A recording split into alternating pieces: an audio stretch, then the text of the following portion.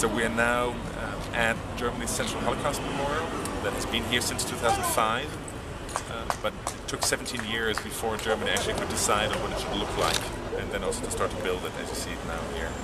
And now of course it draws a lot of visitors both to its underground museum that you'll have a chance to look at as soon as we're done with a short introduction here, and of course obviously also to this very unique architecture and design of the memorial here.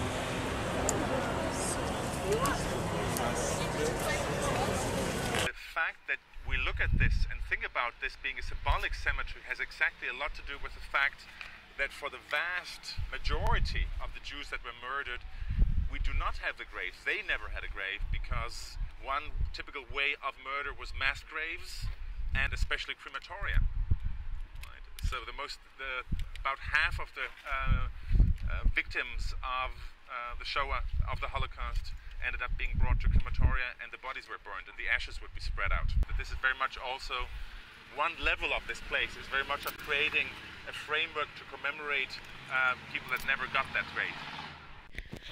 We walked through the memorial designed by Peter Eisenman with 2,711 concrete slabs, each measuring 7 feet and 10 inches long and 3 feet and an inch wide.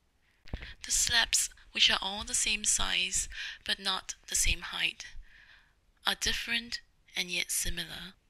And then we descended into the underground exhibit.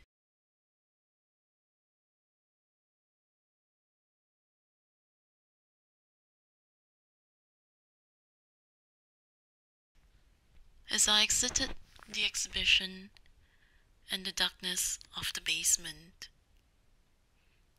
and walked up the steps into the light again, I felt a huge sense of relief. Imagine how each and every one of them must have felt, not to have light at the end of the tunnel.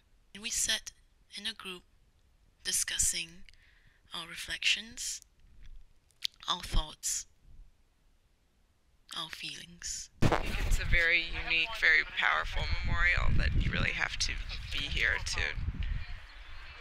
understand it, or start to understand it. The most powerful part for me was like those little postcards on the ground.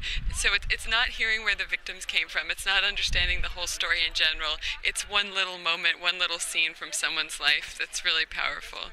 I think it's quite powerful. I actually think the concrete blocks on themselves wouldn't be that meaningful without the exhibit underground. So I think they complement each other very well. It's easy to hear numbers and be like, oh, there were so many people killed, but when you read the individual stories and you hear people reading from their diaries, it really makes it personal, and you really feel horrible about the individuals that went through this. I think the memorial really shows me the effort that people are putting in so that the lives that were lost are not forgotten.